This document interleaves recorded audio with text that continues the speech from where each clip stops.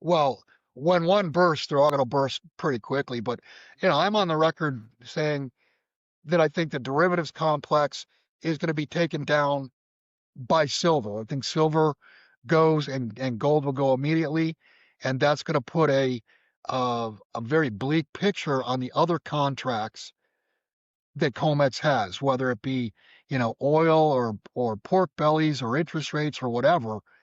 The value of a contract that cannot perform is zero, and if you've zeroed out, uh, and I'm using silver because that is the market that I believe is going to detonate the entire system. When you deposit money at a bank, you're no longer considered a depositor, you're a lender. When you deposit shares at a broker, those are no longer your shares legally, they're the broker's shares legally for your benefit. So if your bank or your broker goes under, they're going to take your assets to try to fix their problem. So that's That's a getting good out of the point. system. If you have bank balances, or when people ask me how much gold or how much silver should I own, my simple answer for the last probably 4 or 5 years now is you put into gold or you put into silver whatever amount you don't want to lose, because gold and silver. A major, overlooked signal is emerging. Not in equities, not in bonds, not in the dollar, but in silver, the smallest and most explosive market tied to the global monetary system. The surface looks calm, but underneath is a structure destabilizing at speed. Silver delivery demand is surging. Physical shortages are worsening, and the COMEX is entering a gauntlet of delivery months it is structurally unprepared for. And the disconnect between the paper market and real metal has reached a scale Bill Holter calls 100%. This is not a trend, it's not a fluctuation. It is a structural break forming in real time, one that begins with silver. Every major financial unraveling of the past century has had a precursor. A small, liquid, highly monetary asset breaking free before the larger system reacts. Silver has played this role before. When currencies broke in the 1970s, silver led. When monetary confidence cracked in 2010, silver ignited the electric phase, doubling in barely half a year, and when supply chains were stressed, silver deficits preceded broader inflation. Holter believes this moment resembles those cycles, but deeper. Because for the first time, the pressure is not coming from speculators. It is coming from physical demand that cannot be met. India's largest refinery hit silver stockouts for the first time in history. London tightness is unprecedented. And buyers seeking 25, 50, or 100 plus million ounces simply cannot source the metal. This is the same precursor pattern, the same ignition pressure, that appeared before every explosive monetary revaluation. Though it may not be obvious, the key technical trigger is not a price level. It's silver's inability to deliver against standing contracts.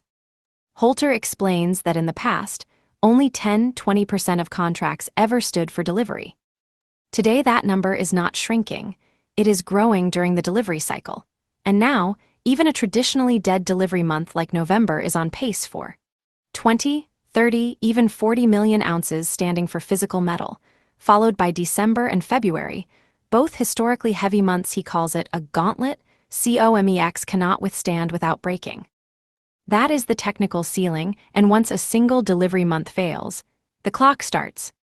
Because once silver breaks, everything tied to it, the dollar, derivatives, gold, treasuries, begins repricing instantly. Now we'll show you more clips of the latest interview, but first smash the subscribe button and turn on notifications so you do not miss out on our daily recaps. Yeah, I don't think there's any way there'll be an outright default where there's non-payment because they can just print the dollars. I think what to keep an eye on is we had rate cuts in 2024, but yet the rate cuts of about 1 percentage point, but market rates went up 1 percentage point, the opposite of what the Fed was trying to do. Now they just cut again last week, and the 10-year bond yield and the 30-year bond yield, they're up 10, 15 basis points higher since the cut. So what I'm getting at is if you keep your eye on that and interest rates again move higher from here with the Fed cutting, that's telling you that the bond vigilantes are back. They just went into hibernation, and the confidence in the system is lacking. Um, if interest rates go higher, what that says is the marketplace is saying there's more and more risk of debasing the currency, and that's how they're going to pay the debt off is by paying with monkey money, with money that's half or a quarter or 10% of today's current buying power. Well, that's the silver over gold. That's easy because silver is such a small market compared to gold. I mean, the same dollar has at least 10 times more power in the silver market than the gold market because gold is so much bigger. Um, as far as a failure to deliver goes, we're already seeing here in November, uh, the amount standing for delivery has already increased from first notice day.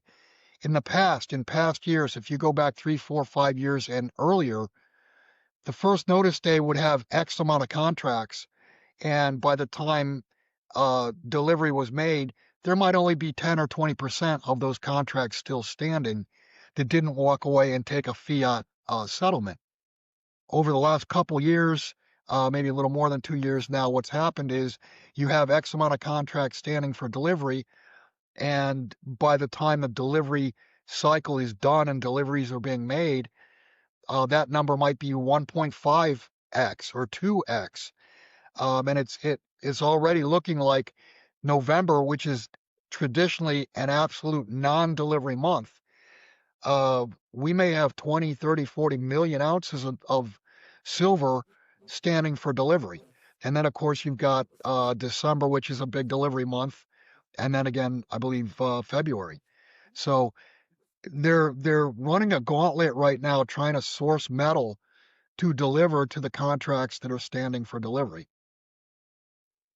Oh, it's 100%. I mean, the big drop on Monday that we saw in both gold and silver, that was done with paper. I think the number that I heard was 1.2 billion ounces of silver traded on Monday. The world only produces 850 million ounces collectively in a full year. That's global annual production. So you had almost 1.5 times the amount of silver that's produced in a year traded in one day.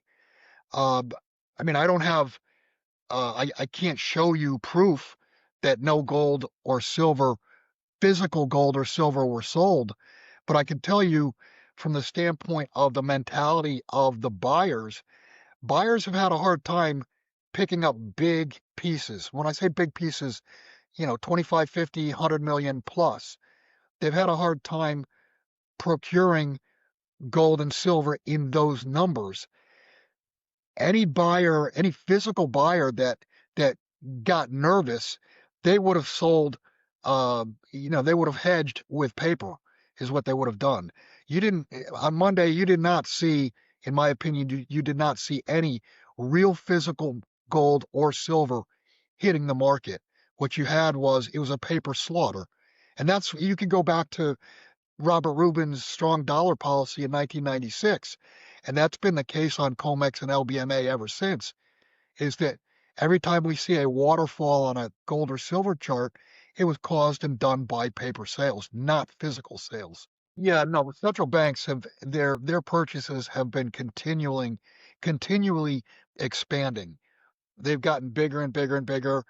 They know, I mean, Lucian, if you and I understand this and a lot of people understand that the dollar's a problem, you better believe that central banks all over the world know that the dollar is a problem, and they better hedge that position or put something in there or on their balance sheet that's going to expand when the dollar collapses. They're going to have to, they understand that gold is the answer to a collapsing dollar. So that's why these central banks are unloading gold. And I believe, the official statistics show that yes, they're buying hand over fist. But I think there's a lot of unofficial buying by central banks that's not being reported. Silver is flashing red at the exact moment global fundamentals are deteriorating. U.S. debt has officially blown past 36 trillion. Deficits is heading toward 2.5 trillion per year. Bond yields continues to rise even as the Fed cuts, BRICS preparing a non-dollar settlement system, and central banks accumulating more gold than any time in modern history, including unofficial purchases. Gold responds, but silver reacts violently, because its market is so small and so tight that every new dollar has 10 times the impact it would have in gold. And the tightening is happening right now. Holter describes the endgame as inflation and deflation at the same time, survival items soaring while financial assets collapse. Silver thrives in exactly that environment. In past currency crises, silver didn't rise, it multiplied. And in a world where governments will print until the system breaks, the upside for silver is no longer a forecast. It's the mathematical consequence of a market breaking in plain sight. Let's get back to the rest of the interview. I've said this for 10 or 15 years, that when all was, the end game would be inflation and deflation at the same time. Inflation of the things you need to live and survive on, and deflation of the assets you already own. And I mean, you can see the beginnings of that. Uh, just look at the commercial real estate. That's collapsed 50% or more. And here we are looking at credit. Look at the auto loans. I mean, auto loans are cratering.